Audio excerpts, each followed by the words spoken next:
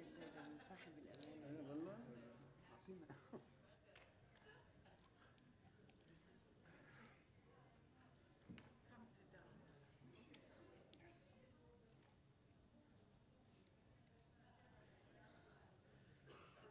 Good evening and welcome. I'm Jytte Jensen, and this is Modern Mondays. Modern Mondays is a program together by the Department of Film and the Department of Media and Performance Art. And I thank my colleagues there, and especially my colleague Sally Berger, who is organizing all our ideas and making room for all of them. Special thanks to Anne-Marie and Robert Shapiro for their support of Modern Mondays. This is a special program that the museum initiated a couple of years ago, where we invite artists to present work either in progress or lectures or any kinds of presentations that can illuminate the way they work and which can show us the edge of where is modern art. Tonight's program with Mohamed Soueid is a program that is made, it's come out of the ideas of the film series Mapping Subjectivity Part 2, which is a presentation in this theater, which goes on until the 23rd of October. It is organized together with the organization ArteEast, and it's programmed together with my co-curator here, Rasha Salti, who you'll meet in a moment. Written on the Dust after Douglas Sirk is a presentation by Mohamed Soueid. Mohamed Soueid is a pioneer, independent and experimental video artist from Lebanon. He began his career writing film criticism in the 1970s. He worked as assistant director to a number of filmmakers before he directed his first film, Absence, in 1990. This film is believed to be the first independent video production in Lebanon. He has subsequently worked within the newscast and television industry in Lebanon and also in the Emirates, where he is presently stationed. And he has managed to work his own work into being presented in these independent channels, so that they actually have a rather large audience within the television community. But his works, which I hope if you haven't seen them, they were presented, two of his works were presented this past weekend here, but we are showing them in their second screenings this coming week. Tango of Yearning from 1998 is repeated on Saturday the 22nd at 7:30. And his later work, My Heart Beats Only for Her, from 2009, will have a repeat screening on the last day of Mapping Subjectivity, Sunday, October 23rd at 5:30. I won't take much of your time because you really have a wonderful and very innovative presentation for you, in front of you by Mr. Soueid, and I will let my co-curator, Rasha Salti, tell you just a little bit about tonight's presentation. Then once she has spoken, she has introduced Mohamed Soueid. He has done his presentation. There will be a little bit of a dialogue between the three of us, and then we are opening it up to your questions, of which I think you have many. Please welcome Rasha Salti.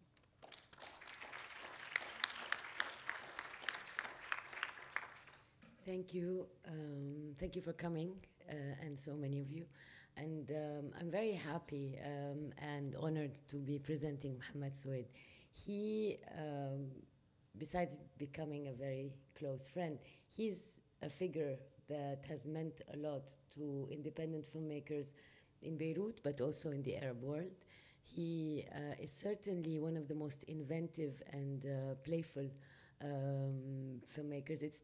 When we say experimental, people expect the Western canon of experimental. He's somebody who's just played around a lot with with a non-linear format. He's somebody who's written a completely subjective history of the Civil War through his films. And tonight's presentation is definitely not the quintessence, but very much what Mohamed stands for. He's also a novelist. He wrote a fantastic novel called Cabaret Soueid. His cinema mixes fiction and non-fictional elements, and you'll see that again in his presentation tonight. He is also, he used to be a film critic. I mean, I hope he remains a film critic. We need them, the good ones. But he is also a film historian, and he wrote an amazing book that's sadly out of print, which is a history of cinemas and conversations with projectionists of Beirut. He is of the generation that never came into being, did not come into being as an auteur filmmaker during the Civil War, when the first generation of auteur filmmakers emerged, like Maroun Baghdadi, Jocelyn Saab, and Nahla Shahal. But he was certainly with them and around them. And he began to direct his films as soon as the war was over. His work goes in a back and forth between past and present. It retells the story of the war from within the present moment, which is a complicated and which has been impossible to do, or the novelists and the historians have certainly not been half as eloquent as he is. I will be talking to him afterwards. I hope you will enjoy this presentation, and I hope you will have many questions. But for now, please join me in welcoming him. Thank you.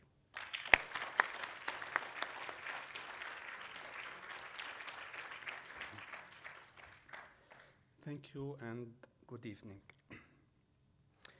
I'll try to be as much simple, as much direct, as much naive as I can. This presentation started with a few words. And actually, before I go and introduce this presentation, I was inspired by, I had a conversation with a Jordanian friend some couple of years ago. And she told me that the best thing when you see someone and say, his or she is my ex, this means you have achieved something. So now my presentation is on my exes, my achievements, and my presence. Okay, I'd like to start, I usually go back to my childhood, and I was very fond of Douglas Sirk, and I'm still fond of him. And I remember one of his first films I saw in Beirut was on, not on the TV, on the radio. How on the radio? My family couldn't afford to buy a TV at that time. We used to switch on the radio in nighttime, and on the FM wave, we could detect what was broadcast on TV. And so my first knowledge of cinema came from the radio in those days. And of course, I didn't understand anything from the film that I knew later on. It was called Written on the Wind. So as a tribute to those days, not to Douglas Sirk, to those days, I tried to pick one of his titles, and one of Written on the Wind is one of my favorite films that I would like to go many times and contemplate over the past and over the texture of this film. I started really written on the dust. On my computer, I tried to find a font equivalent to that used by Lebanese calligraphers when they designed the commercials of the films that were released in Beirut every Monday. we used to watch new films every Monday, and I could find a calligraphy similar to what I saw in my childhood. This is the way films were written on commercials and on ads and on billboards. Unfortunately, the red used in those days, I couldn't find it on the Mac. I tried the PC, I also didn't find the same red. So it is really very similar to these letters are exactly remind me of the American film that were released in Beirut, and especially the Western films. I don't know why this font was used in Beirut for the Western film. So this is the beginning from Written on the Dust. And naively speaking, I chose the word dust, not wind, because if you want to start a conversation on a nostalgic, in a nostalgic mood, we usually talk about the dust. So one day before I emigrated to the Gulf, I found many papers and many books and many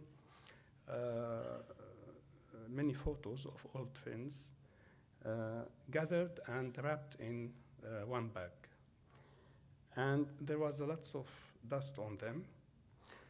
And I started to go over these pictures and some articles also and some books. Once again, I found this still from Written on the Wind. This reminds me really of our old house. When we came from the south, we are a family that came from the south. We were very poor. You can cry. We were very poor, and we used to live 2 or 3 families in one house. This really reminds me with the window and the shadows of the tree of our old house. But we didn't have that red inside, which will be repeated in the film. So when I saw this picture of Written on the Wind, I tried to start this conversation with you from our family house. And here I was perplexed also, because whenever I remember the film, there were many points that I could start it from. For instance, we have this scene. This is Rock Hudson, and this man was supposed to be the father in the film, and he died on the ladder from a heart attack. He reminds me of my father. But this man was wealthy in the film, and he has oil business, and my father was a simple man. So I tried to start this conversation from a heart attack, but I failed to be that nostalgic. Then came this scene. Actually, when I say I love Douglas Sirk, I really love the Technicolor use in his film, especially the red. And you have this element, flower, telephone, and this woman. This woman is this. And again, we have another red element here. We have this statuette and the woman in... the best way to start anything is to talk about women. So this was my first woman in red. And I started to see my life in red. The part 1 in my life started here. This is Hamra Street, It's a well-known street in Beirut. It was described as the Champs-Élysées of the Arab. And it was related and correlated actually with modernism that invaded Beirut during the late 60s and 70s. The name of the street, Hamra, is like saying red. Hamra means red. I thought at the beginning that red was the true name of the street. Later on, I found out that Hamra was the name of a family. So there was a family that were born maybe from the red. I don't know how, but they were born from the red. And actually, the red is one of my early recollections of the street, because when I was 14 years old, I used to wander in the streets, and I was attracted by the nightclubs of the streets. Usually, I was fascinated by the red lamps that came out of those nightclubs. So Hamra was associated with nightclubs, with cultural life, with universities, with hospitals, and with a couple of gangsters also. So it was a mob's street as well. This was the part one, the name. The part two, this is the Motka. Again, this cafe doesn't exist anymore. It was built during the Cold War. And Motka was actually the name of a Russian submarine. And unfortunately, I don't have a close-up picture or a medium angle shot of the cafe. But it was designed really like a submarine, from here to here and there. And if you go inside, it was really a submarine. And it was inspired by the Russian inventing. And you have this car. This cafe is associated to my career, to my youth, to the days we started to shoot films in this street. And from here, upstairs, I took the first shot as an assistant director for a commercial film. And we were obliged to take the shot from inside, because whenever we put the camera outside, people will attack us or start to smile before the lens. So this is the part two. And all my experience and was started and ended here. Now the cafe doesn't exist. It was turned into a closed shop, but some buildings remain the same. Some people don't exist anymore. How did I start to think really about movies, about filmmaking, about cinema? It all started one night. This was a dream, but it was a fact also. It looks as if she came from beneath, and this really reminded me of the old town of Beirut. Usually we have this bridge. If you go now to Beirut, you have this bridge. This is the western part where the majority of the population are Muslims, and here the eastern part where the majority are Christians. And here you have the old downtown. To me, this whole place was Little America. We usually talk about Little Italy, about Little Syria in New York, for instance, but we never talk about Little America in other world. So I will introduce you now to my little America. This was the 50 feet woman. She made an attack, and I was hit. But everything changed suddenly when I saw this ad. One bum, here comes Pam. And so Pam Grier came into my life. Oh.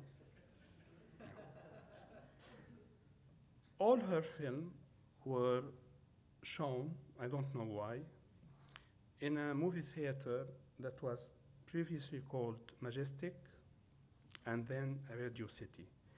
The name Radio City was taken from Radio City Hall, actually. And again, she was in red. This period of 70s, I used to discover the old town. I was fascinated by the movie theaters, and I was wondering why there are movie theaters that bore French name, other American names, and the rest Egyptian names. Later on, they told me Radio City, for example, was called like that, is as a sign of protest to the French mandate in Lebanon. So some people refer to English name or French name or American name just to show their resistance to the French mandate. All my memories about Pam are related to red, and even the posters of her films were red. Coffee, you see the red here, the red in her name, Foxy Brown. So later on, I knew that this wave of films was called blaxploitation. But little we knew also that there was what I call now blanksploitation, because there were some blondes that were dear to my heart as much as Pam. And actually, Pam was the woman who introduced me to the blondes in this film. Black mama, white mama, you know? And this film was actually, as you know, the adaptation or a remake, a female remake of The Defied Ones. And this is not the blonde I want to talk about. I want you to meet Ginger. Ginger was Sherry Cafaro. Her film were shown in a cinema called Dunya. And Dunya, I don't think there's a word in the world that can unite three meanings. In Arabic, Dunya means word, Dunya means life, and Dunya means also the lowest and down-to-earth desires. These three meanings were met in my blonde idol, Ginger.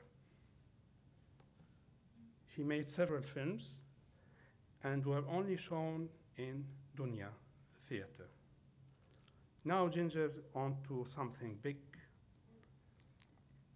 and now she's too hot to handle. And look at her. You know, she's the mistress in bondage. When I look now at those pictures, I'm not looking only at B movies that fascinated my adolescence, actually. I look as if I'm using a camera from with a God's look, as if they came from inside the valley, And the word valley actually takes me to a film dear to my heart, How Green Was My Valley by John Ford. I don't know why John Ford called the film How Green and not How Red Was My Valley, because such as was the case of my city, which I like always to call it my valley. Now I would like to invite you to my valley. It's not the Silicon Valley. It's a place called Yesterday. This is Old Town Beirut. And when I say it's my little America, because this is due mainly to the fact that when I went through my queries concerning the old movie theaters, I found out that the old Beirut on which the movie theaters were built, they were actually saloons in old time. In the 18th century, every single cinema was a saloon. You have stable for the horses, you have a place you can drink and sleep. We call them in Arabic khan. So in these khans or saloons, they used to come people from all the places, and this center was the center that leads you to different parts in Lebanon and outside Lebanon. And on these saloons, the first movie theaters were built. So that's why I like, if I have enough budget, I would like to start the history of Lebanon from the history of the saloons that were turned into movie theaters. And those movie theaters during the war became ligne de démarcation between firing lines. In this little America, there was some little Syria also, like in New York. In this little Syria, I had some women in red also. We have this film, Dancer on the Wounds. And as you see, this is written in red, and the title of the film in red, and she's wearing a red swimming suit. Who is she? She's Sirocco, but not the way Humphrey Bogart portrayed himself in that film that took place in Syria. She's the person that I would die twice to love. Actually, this is the title of a film of her. This actress was a belly dancer. She turned to be the most seductive film star, not only for the Syrian cinema, but also for the Arab cinemas in the 70s. And she was a pioneer in nude scene, in making nude scenes. Her nickname is Ighra. It means seduction. Actually, when I was a journalist, I did my best to meet her, and I met her. And I held with her an interview, and she told me in that interview, I'm proud because my body was the bridge from the commercial cinema to the film d'auteur. And now she's in her 60s, late 60s, and her house is actually inspiring because it's full of red props. Whenever you walk in the house, you have red curtains, red furniture, red carpets. Even her color photos became reddish in time. So I played a little with the black and white picture that she gave me, and she's like that. She's from Turkey originally, and she has a sister also who was belly dancer, and her sister's name was Fitna. Fitna means at the same time temptation and fascination. So I was tempted and fascinated by this unknown B-movie stars. One day I saw a dream. It was in 75. And this dream was actually stolen from a film I saw. And it was an announcement of the war. From Savage Sisters, I lent this picture and Battle Cry. Now, in 1975, until now, I don't see how things can come and linked together. In 75, we have on the screen this scene, and in reality, we have this scene. This bus was related to the beginning of the civil war in Lebanon. You see, and there was a number of Palestinians who took that bus and were arrested by a militia in East Beirut, and they were massacred and killed to death. Unfortunately, I don't have a color picture of the bus, but the color here is red also. This was in 1975, and this was in 1975. Nothing has changed from 1975 until the end of the 80s, except that this Land Rover, those girls were replaced by fighters, male fighters. So this stolen picture became a permanent nightmare, but with male fighters. And things go on. I survived, and I was a fighter also, and I kept loving cinema until one day in 1979 I saw at the Goethe Institute a film made by Fassbender, which is Maria's Brown. And let me introduce you to my another ex, Hana Shigula. Our relation started here, in this picture. She was a glamorous star, and you have behind her all that sky, night, and eluding stars.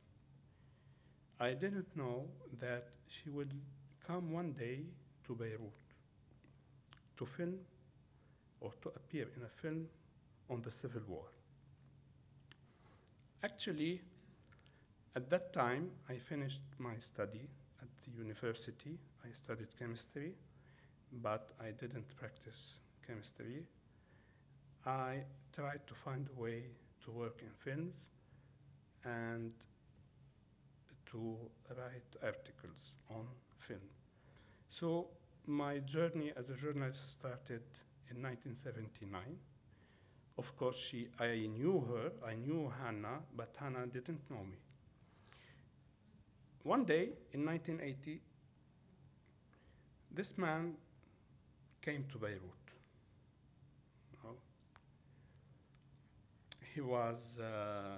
He came like leading an army of, he has a gigantic number of technicians. He was supported by United Artists at that time.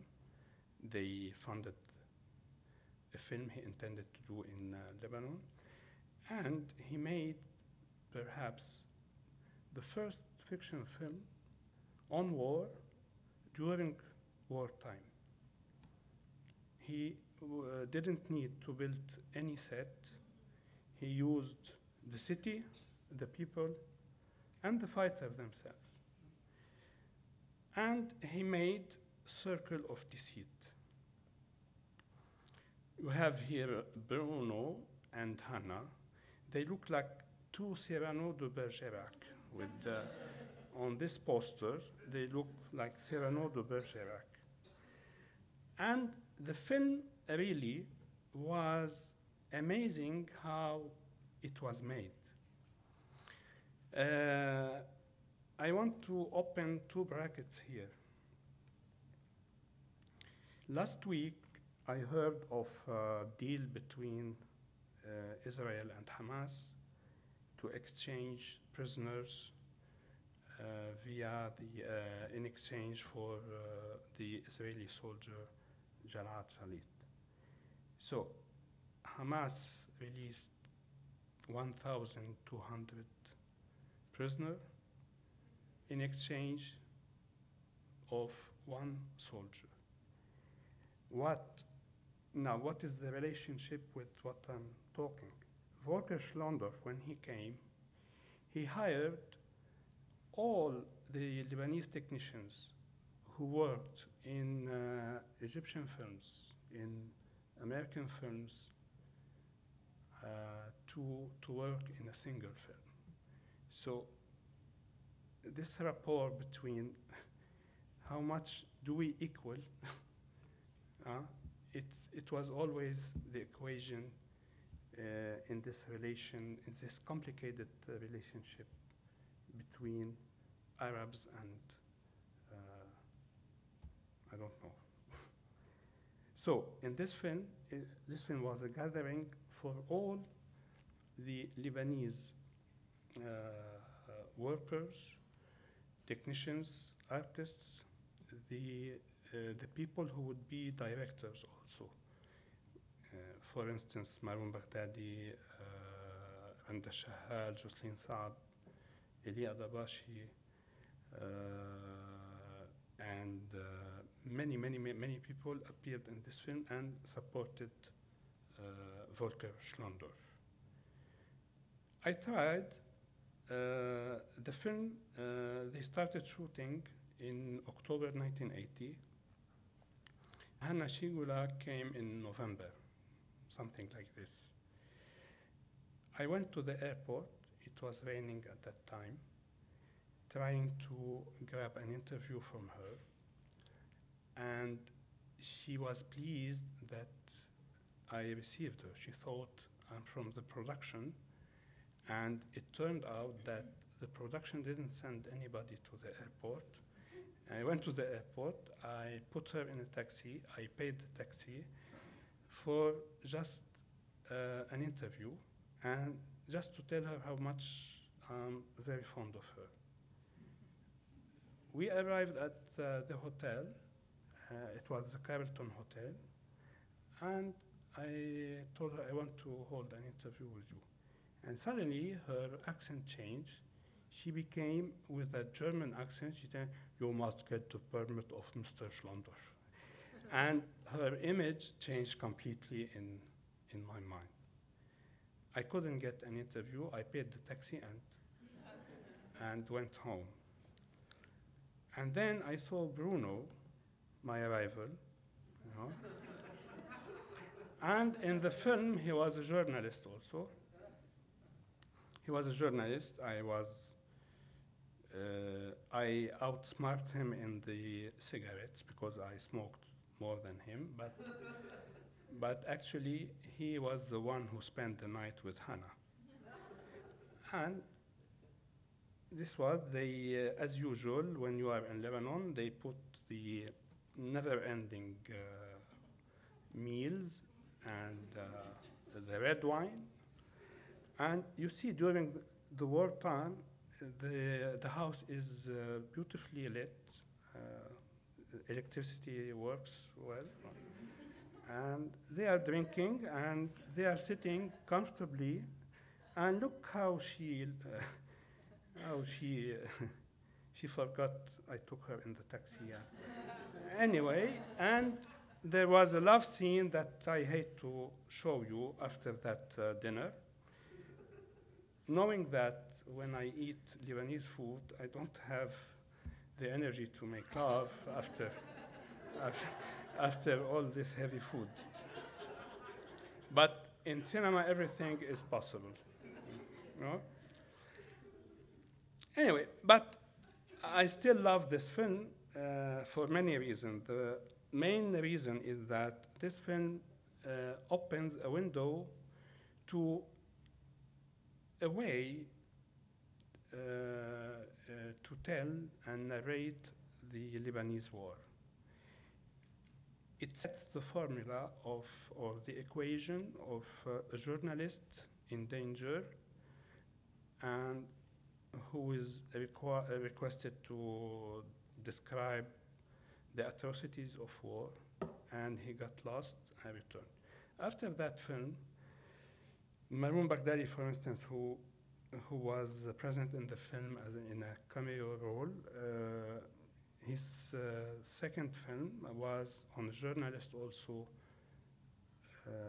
torn apart in the war and found himself trapped in the war and made so it was a role model film that established the approach to Lebanese war. And they all left, Hannah and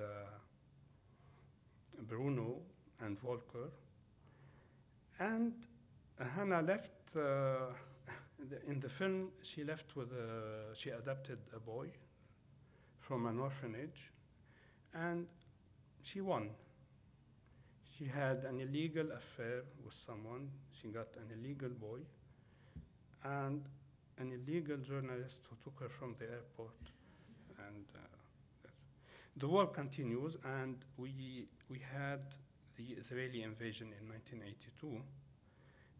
And after 1982, the civil war expanded in all territories and became the first attempt to kidnap an airplane and to establish a new trend of terror was airplane hijacking.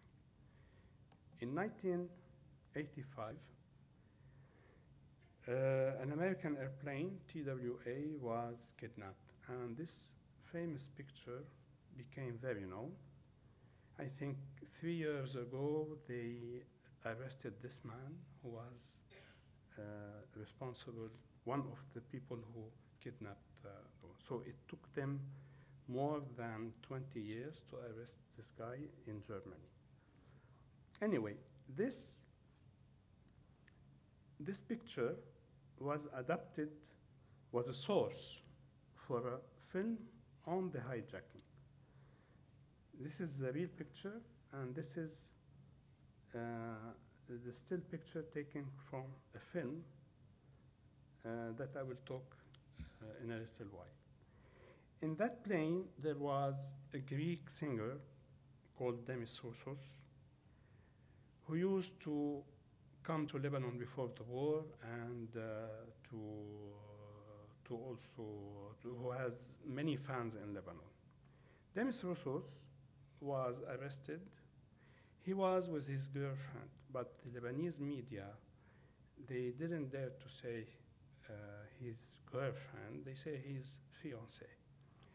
And after more than 3 weeks, and after hard negotiations, they were all released. This is Demis Roussos after the release. It's like saying, what have I done to deserve this? And you see, this is his girlfriend. The kidnapper gave her flowers.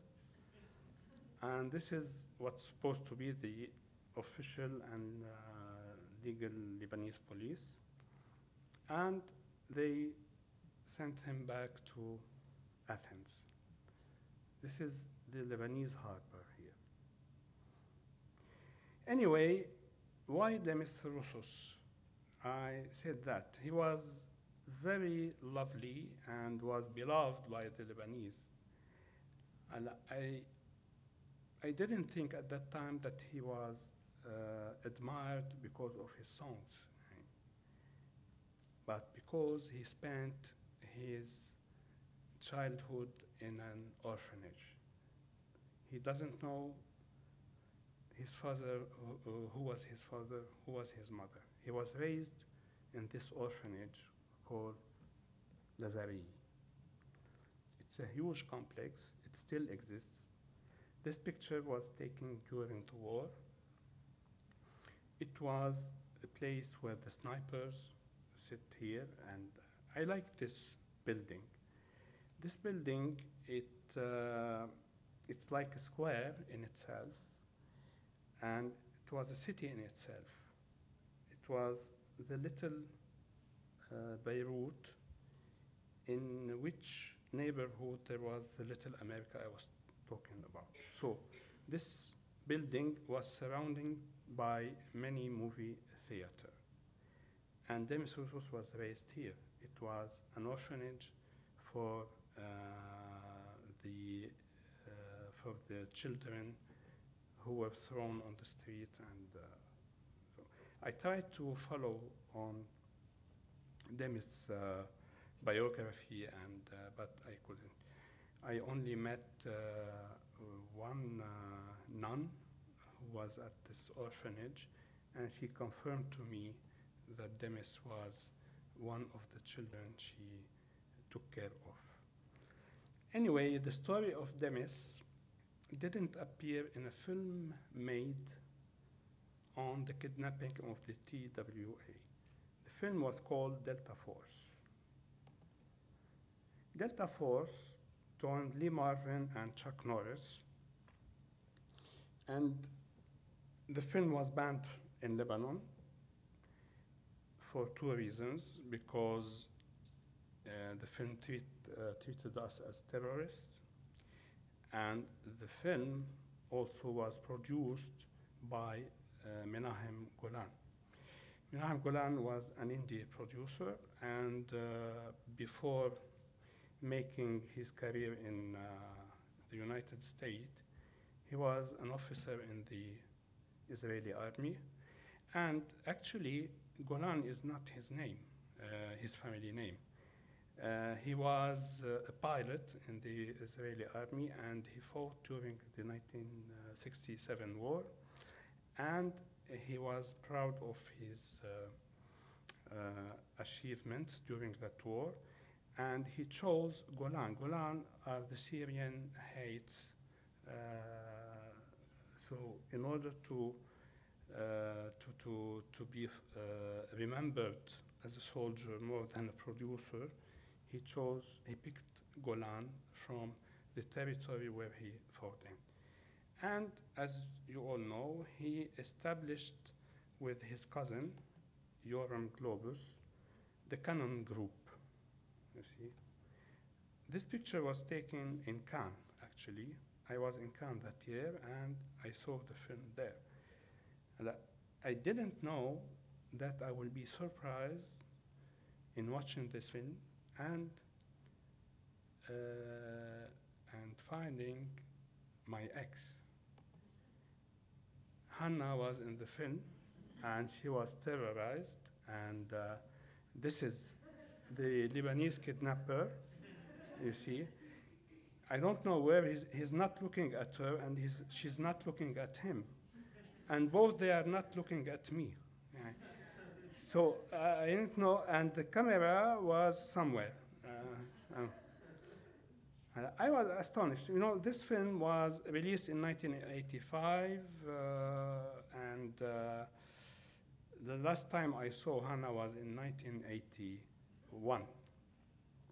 She got older. She's not the Hannah I knew. She's not Hannah I knew. But in this film, our hero, Chuck Norris, he was the invincible hero in the image of many B-movies heroes I used to watch.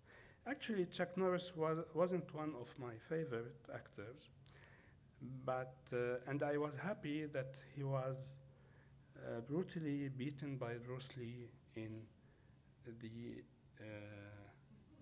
in the kung fu film The Way of the Dragon. This is Chuck Norris and Bruce Lee in 1972. And I guess, and I pretend that thanks to this defeat, he was later on introduced to a wider public outside America, of course. Now, why I'm talking about Chuck Norris? Chuck Norris in the 80s, when he made Delta Force, I was making trash films with, I worked as an assistant director, and we did the same kind of films. Stories unbelievable, and people die in tens, hundreds, and there's always a hero. And at that time, when I was an assistant director, we had a Lebanese star who was called Fouad Sharafuddin. And he looked exactly the same as Chuck. Look. This is Chuck. This is Fouad. Yeah. And Fouad is really, can be an amazing story if he knew that he was an amazing story. Fouad appeared in many films, very fast films. We used to make 12 films a year, and every film in 20 days, little budget, but great audience also. I didn't work with Fouad personally. I will tell you why. Anyway, Fouad started with his brother Yusuf in making one of the early war films in Lebanon. This is an action film. It's called Qafzat al-Maut, Death Jump. He was always responsible for the stunt scenes. He was a stuntman also at the same time. And before acting, he was affiliated with the militia in Lebanon. He was a fighter. At that time, there were two directors, and people were divided between their films. Yusuf Sharafuddin, who was the brother of Fouad, their films were produced by their sister Alia, and the supportive actress was Fouad's daughter. And in each film, you can see this family business. And this is really the basis of the Lebanese cinema, actually. In every film, you have the props, the prop master is assisted by his relative. The director has his brother, and the brother has his sister in production, and the sister has her auntie in executive production. This is really, it worked well, and you see the electrician people are from a family. So you have this family ties within one film. And this was the case, really, of the Sharafuddin family in cinema. In face of Yusuf Sharafuddin, the director, and Fouad, the star, there was another director called Samir Hosseini, now he's dead. I started my career with him, and this is the kind of films we use, the kind of film from which I learned how to make movies.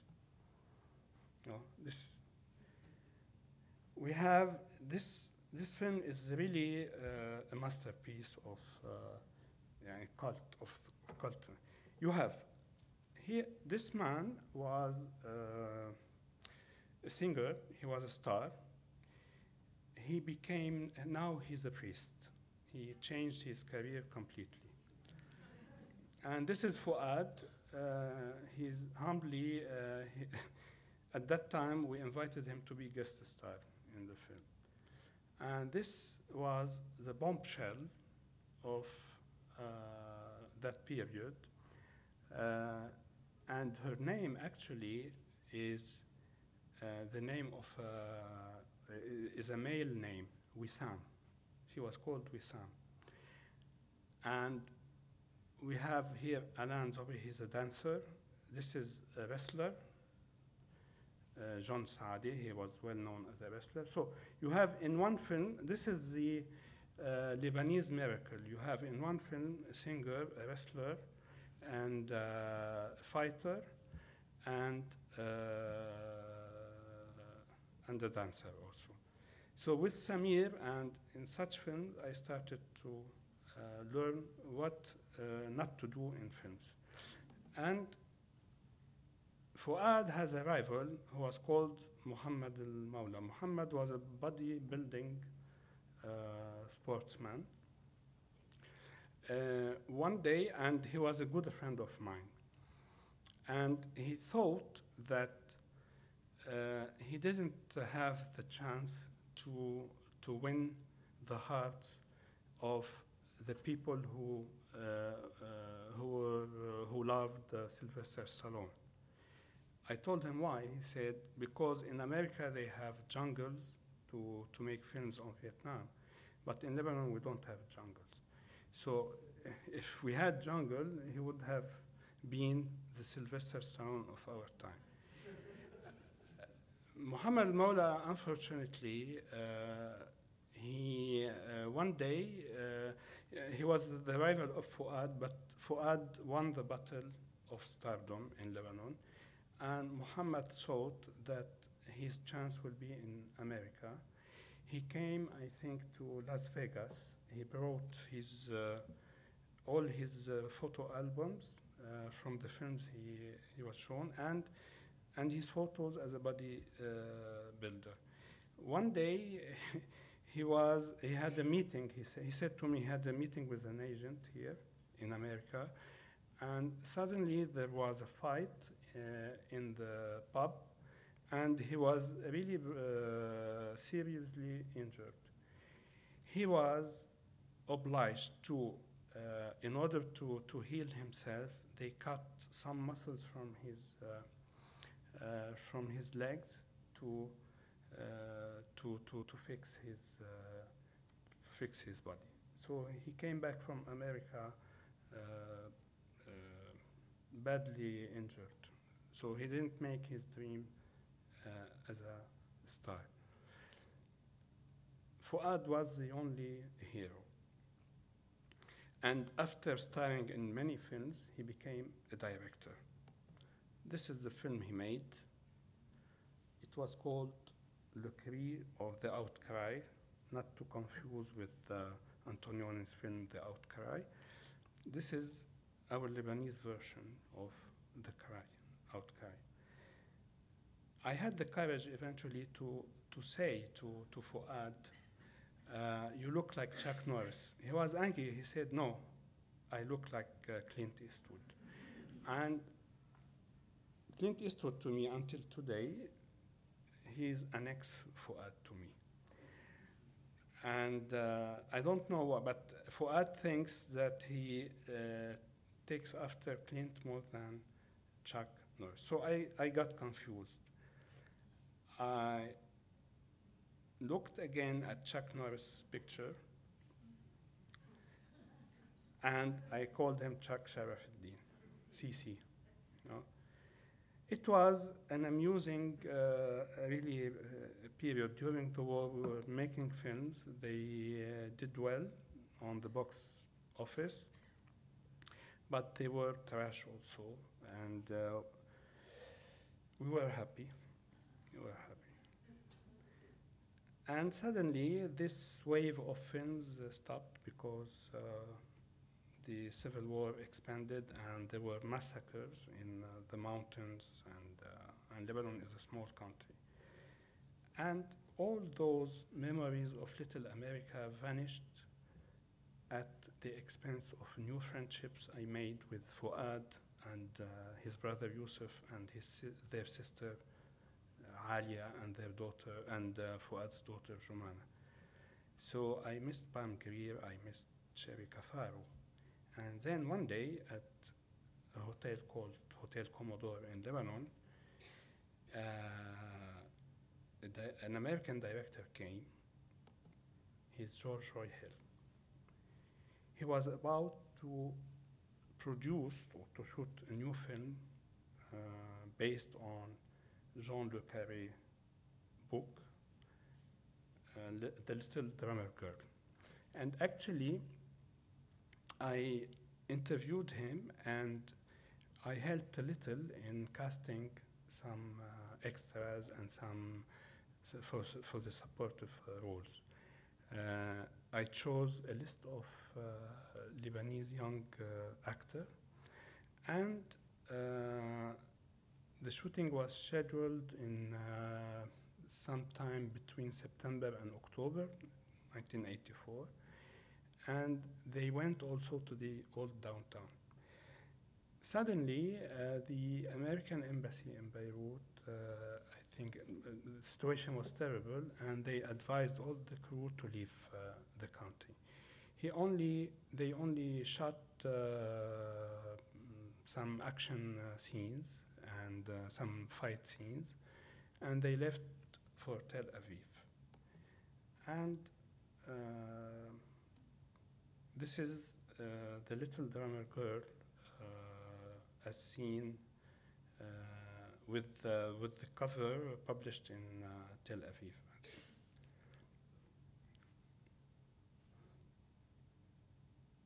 Jerusalem cover, sorry. And this is the only photo I got of George Roy Hill. He died in 2002. And during the shooting, we had this picture of him. And this picture is really strange, although it was taken in Old Town Beirut, but when I look at the picture, I feel as if I were looking on the set of Dr. Zhivago or something done on former Soviet Union. George Roy Hill was the last American filmmaker who came to Lebanon. I could hardly told him my stories about Little America, but he left. And from then on, actually, and until today, I don't remember that a single American filmmaker came to Lebanon. Although it is imperative to note that during the 50s and 60s, a lot of European and American filmmakers and actors used to come to Lebanon and make films. And actually the apprenticeship of the Lebanese technicians came from their work in foreign films, either made by American, European, and Egyptians. One day in Cannes, whenever I went to Cannes, I feel a little bit at home, maybe because of the geography of the place. But there was a film and in which a scene was taken in Cannes. This film is little known today, but I like it. It's called Daddy Nostalgie. And one of the last appearances of Dirk Bogarde in a French film with Jane Birkin. In Daddy Nostalgie, there was a scene where he mentioned Lebanon.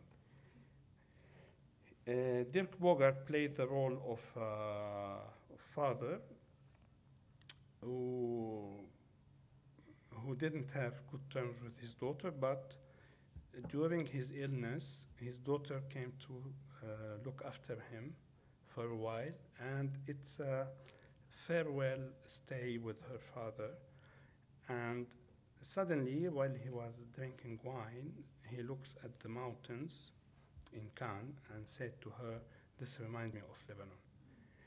And he talked about a massacre that took place, and people were brutally killed. And I didn't know why this piece of dialogue was introduced in the film, because Lebanon had nothing to do with the story or with.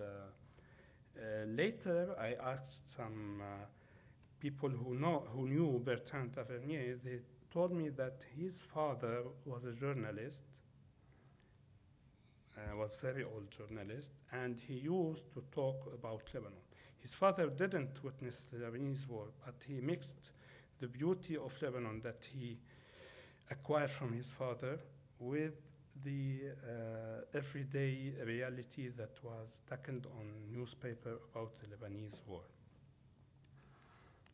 I love Jane Birkin. She was one of my exes also.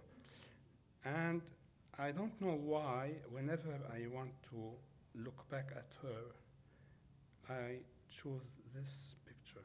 She was very young.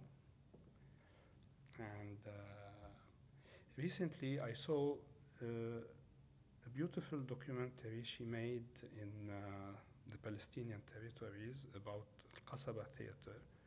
She appeared as a filmmaker, and she said, I'm a British, a French, and a singer. So, and I love her smile in this film, and she played the role of a screenwriter in this film.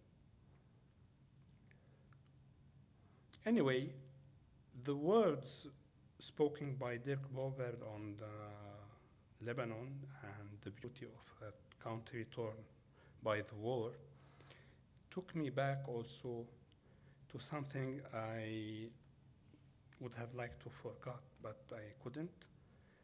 And once upon a place. Within the course of time, I found that actually when we talk about time, we talk about places, and place is a unit of time, actually. This is my old city, and this is the sea Dirk Bogarde talked about. Of course, Dirk Bogarde didn't come to Lebanon, but it was Bertrand Tavernier's word that took him to Lebanon. Anyway, in one of these buildings, there was a famous hotel called Phoenicia. And this hotel was a hub for American stars and artists. The most famous was this guy. He came in 1955, and he spent only one night. And he was I think he just made one night rest at the hotel, and the next day he continued to Iran. He was invited to Tehran. I didn't know what he did that night, but until now, the proprietors of the hotel, the owners, whenever they have a press release about the glory of the hotel, they talk. Marlon Brando was one of our guests. He spent only not one night or 5 hours maybe, and he took the plane the second day. I also wrote a big piece on him on that night, using my imagination and how he spent in the backyard where there were gamblers and people selling drugs. And so I imagined a whole story about him. And he stayed 5 hours, but it fueled us with lots of imagination until today. And this is why I'm here. And in this hotel also, David Niven was a guest. And I don't know if you remember this guy, Lex Barker. He played Tarzan in one of the roles. And also one of my exes, Françoise Dorléac. She's Catherine Deneuve's sister, and she and David Niven and Lex, they appeared in a film called, the film is, it's about, it's a spy thriller on the Cold War, and I forgot the name, but it will come. Anyway, and apart from Françoise and David Niven, there were Richard Roundtree also, who came to Lebanon, and Chuck Connors, not Chuck Norris. They both came not to act in Shaft and the Rifleman, but in a film called Embassy. And in the same hotel, Ray Milland appeared also. He was one of the guests. Unfortunately, the owners of the Phoenicia, they don't talk about Ray Milland, Richard Roundtree, they only talked about Marlon Brando. And we have also Richard Attenborough came, Roger Moore. We have also one of the films shot in Lebanon with Lex Barker, and we have this is a German title. I don't know how to translate it. And 24 Hours to Kill also. David Niven and Françoise Dorléac appear in Spy, as I said, spy film. It was it had two titles. Passport to Oblivion was based on a book written by James Leather, and the second title is Where the Spies Are. I see it very often now on TCM channel. They put it all the time. And as you see, David Niven, this is the poster, Françoise Dorléac, and as you see in they wrote here, from Russia, Beirut, London, Rome, and Byblos with love. And actually, this film, James Bond series, they established a kind of genre where you have a story that takes place in different exotic places. And this film was actually also a facsimile of this role model film. One of the scenes I love in the film, apart from watching Françoise Dorléac, is the old Beirut airport. It's the only document we have on this airport. Until today, if you want to show people how was Beirut airport, you have to show them where the spies are. And Richard Attenborough came. He made a beautiful film also, Only When I Laugh, in 1968, with David Hemmings, the star of Blow Up. And Richard Roundtree, he appears in The Embassy in 1972. This is the Arabic poster of Embassy, and this is the original poster. And if you look again and watch again The Man with the Golden Gun with Roger Moore, you will find this scene. This scene, according to the film, was in a nightclub and in a hotel that looks similar to Phoenicia Hotel, and in which 007 is investigating the death of 006. And with the 006, he was on the verge of being assassinated by this dancer, who happened to be Lebanese and a KGB agent. But of course, Roger Moore and James Bond went.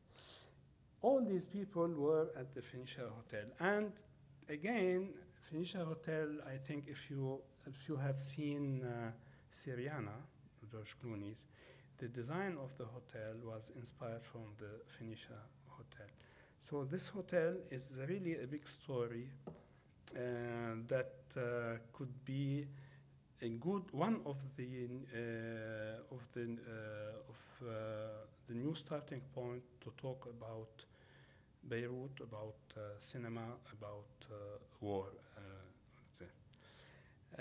This was in 1974, and at that time I read a book. It's one of the trashy series, SAS. It was called More a Beirut, Death in Beirut. I think this, one day, as I told my friends before I came here, a trashy novel can become a good big film. And this was, I was told, one day I held an interview with Sergio Leone, and he told me that. And actually, if you read this book, I think it's a good reference for Beirut in the 70s and 74, just a couple of years before the civil war broke out. In this book, you have a description of Beirut. Again, we have in the center Phoenicia Hotel, and we have a description of the political era of that time. The novel takes place, and the event started shortly after Kissinger's visit to China to open new horizons for the foreign American policies. And we have also officers representing the KGB, the Soviet Intelligence Secret Service, and we had also the Syrian intelligence, and we have also the Israeli intelligence service. So Lebanon in this novel looks like a den of spies, and there are many people comploting, and there are many conspiracies taking place. And we have the architectural vision and picture of Beirut. You find in this novel the first description of the newly built premises, the not skyscraper, but very high building built from steel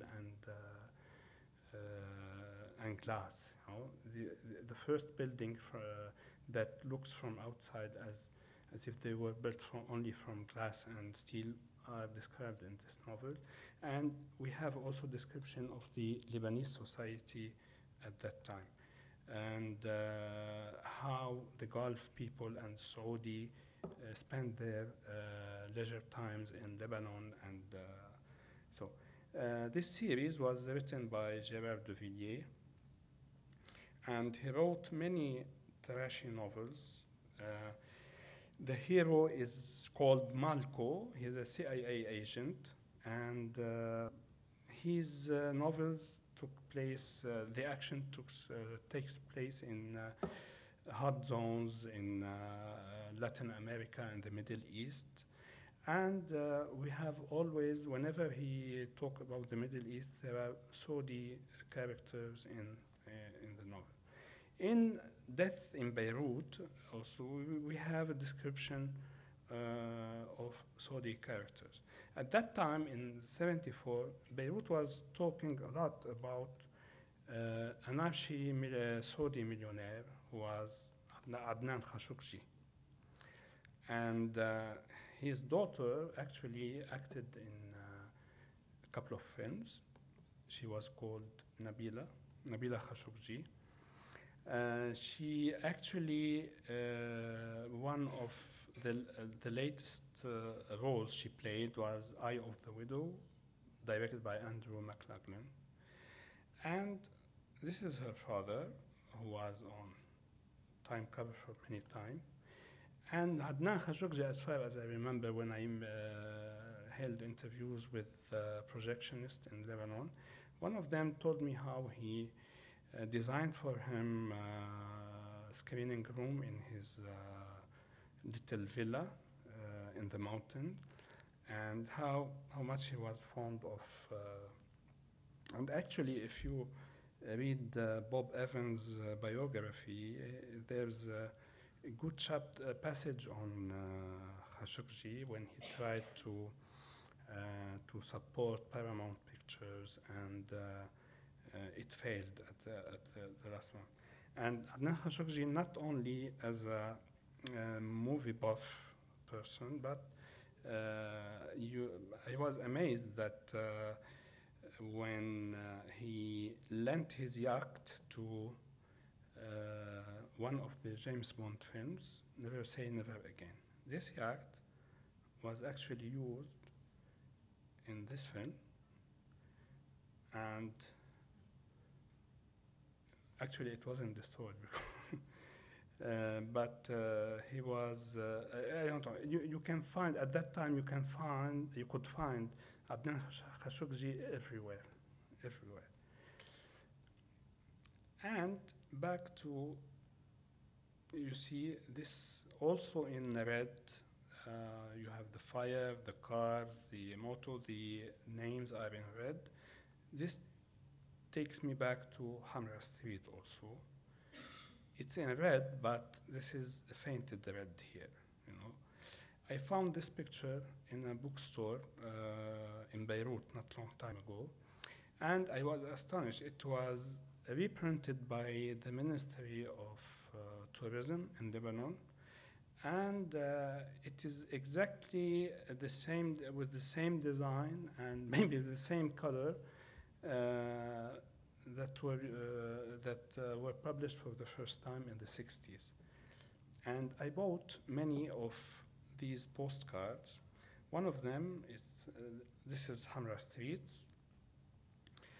and this is Casino du Liban, you know. And I thought that Gerard de Villiers, who wrote Death in Beirut, was dead, but actually he's still alive, and he's writing more and more novels on Lebanon. His last novel was Rouge Liban. It was inspired by Hezbollah. It's centered around the chief of Hezbollah, and the List Hariri, it's on the assassination of the late Lebanese Prime Minister. And he's very proud, Gerard de Villiers, that this is a picture of him with those Kalashnikov, and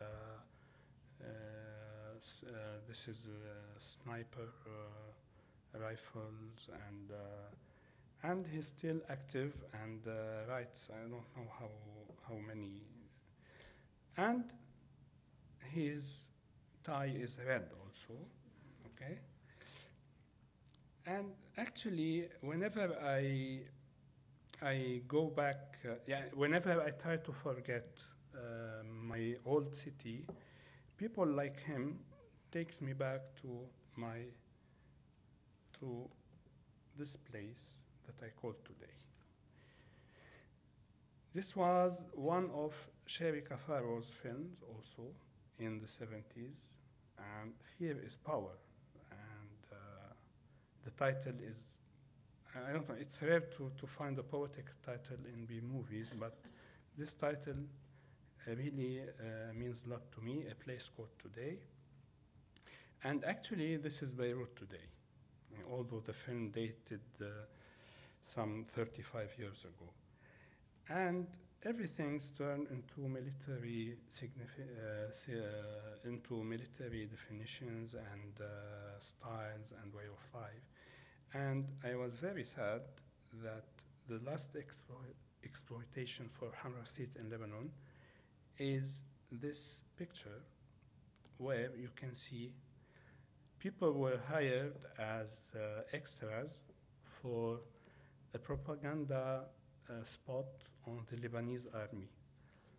Here you find all people saluting an army officer walking in the street.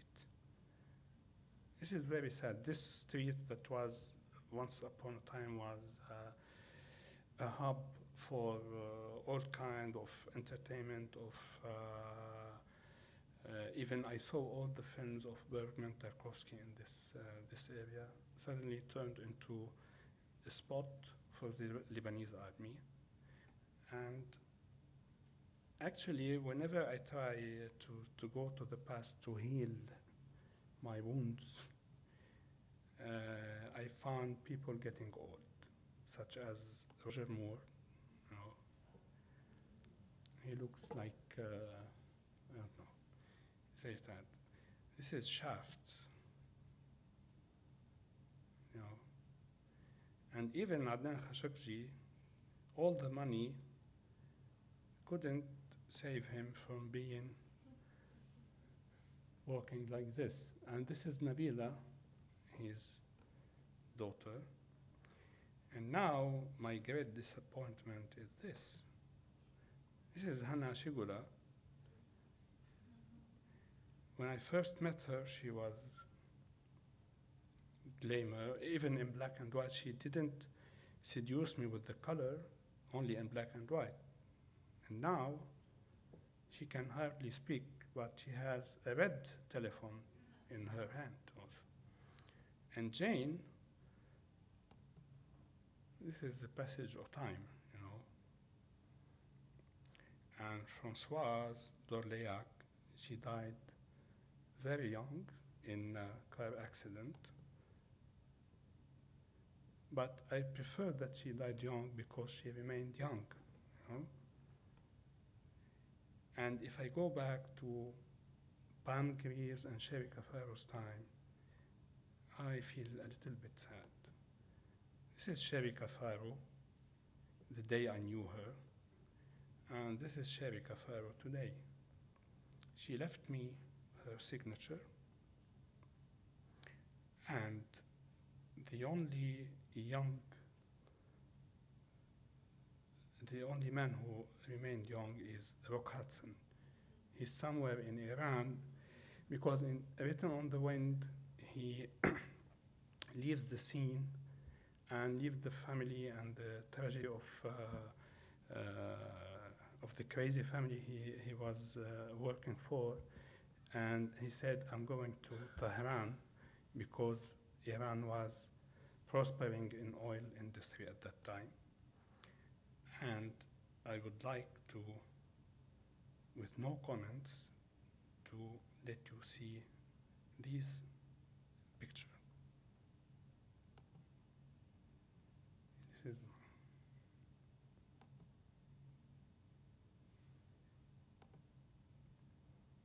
and this is the end. Thank you.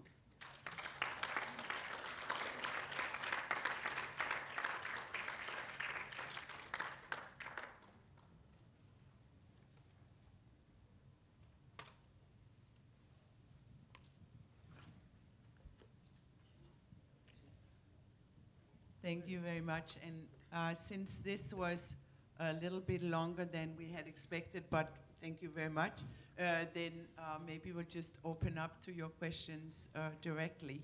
And are there any questions, any comments?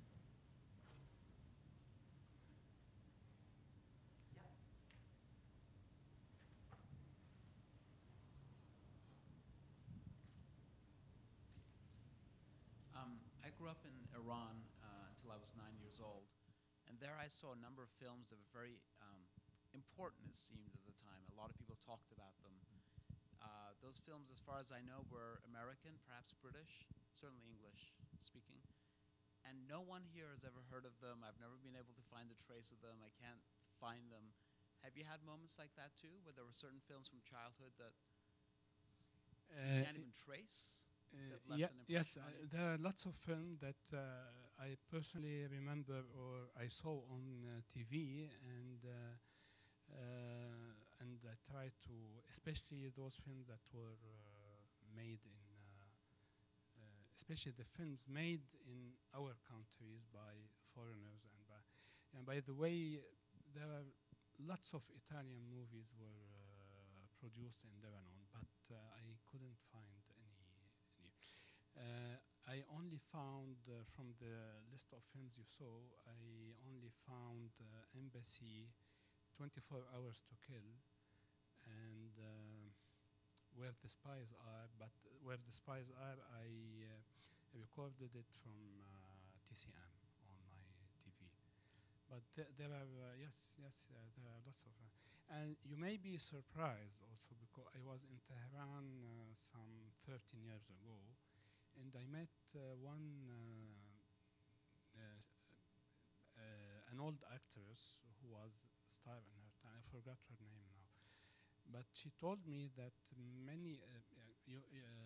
there are many copies lost of films. There are many negatives of the foreign films and even Arab films that you cannot trace the negatives now. They have copies of them in Iran which could be used to restore these films. But many films were burned and many films are still unknown. And I think it requires lots of investigation and yeah, but it's sad, yes. I believe it's very sad. I'm kind of surprised of the blaxploitation films that you saw in Beirut. But one day when we had a discussion here about one of the other films, there was this acknowledgement that some of the aesthetics of some of the films that are being made today even, but also in the 70s, and blaxploitation films have things in common. Do you see that kind of influences? Or was that just a lucky happening that we had this dialogue?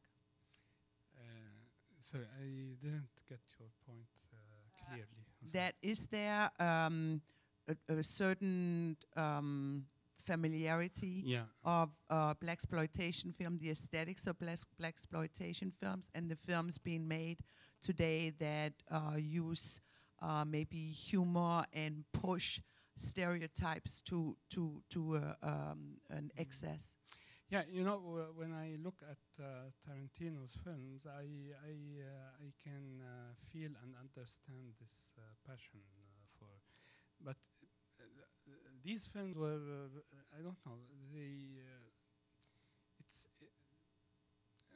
I don't know. We have now re-exploitation of the genre. But I think they were more. They became source of inspiration, and I think if they were left as if the way they were in the picture we originally get to know them, I think it would have been better to. بس محمد السؤال هو هل أثروا على الإنتاج السينمائي بالمنطقة؟ Sorry, in our region? Okay. No, I don't think so. I don't think so. You may be, the films I was played by Fuad, the star, Lebanese star. Actually, half of them were stolen from films like Mad Max and even The Champ.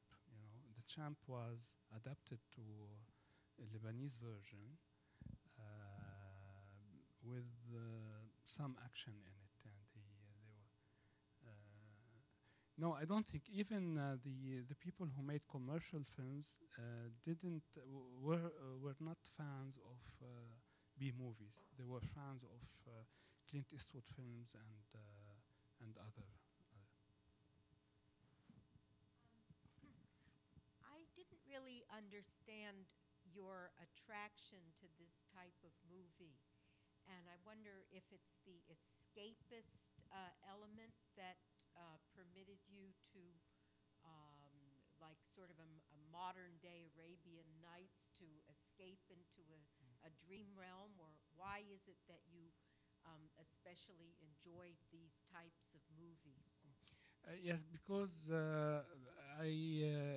was introduced to these movies when I was a little boy, 12 years old, and I used to escape from home and from school to watch movies, and I didn't know that the old downtown Beirut was deteriorating at that time, and the movies they were bringing in, they were very commercials and trash films, B movies, and so I thought this was cinema, you know, and this was my first introduction to movies.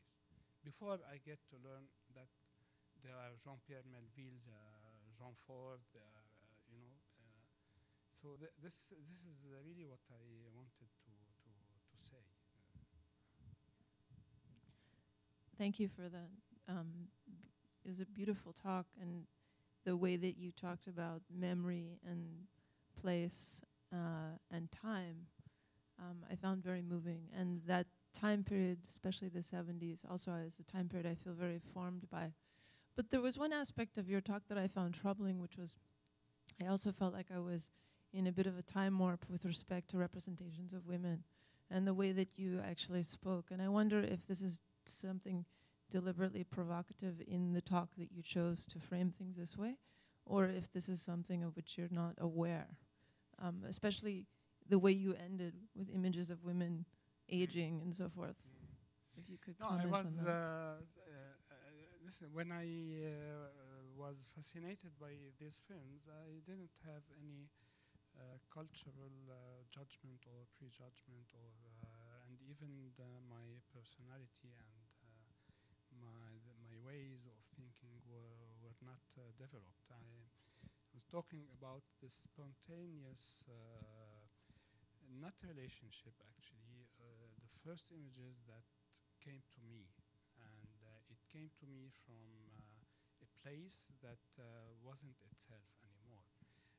A place that was going to be a place for the lawless, for the outlaws even, and for its misogynist word was at that time, and the exploitation even. You may now when I remember how films were commercialized, and even the good films and even Bergman's films were vulgarized in the way they were publicized and promoted, and so I have no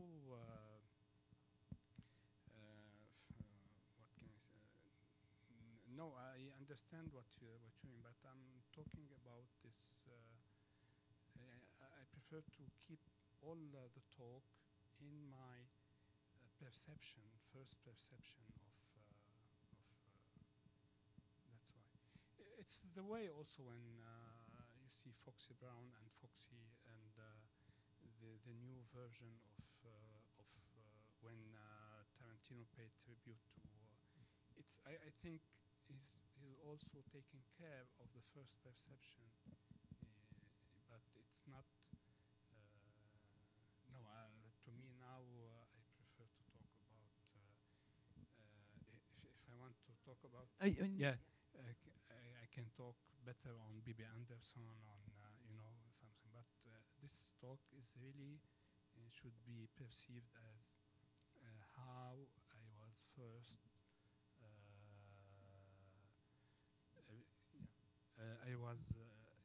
I received these images in my conscious. One last question. Yeah.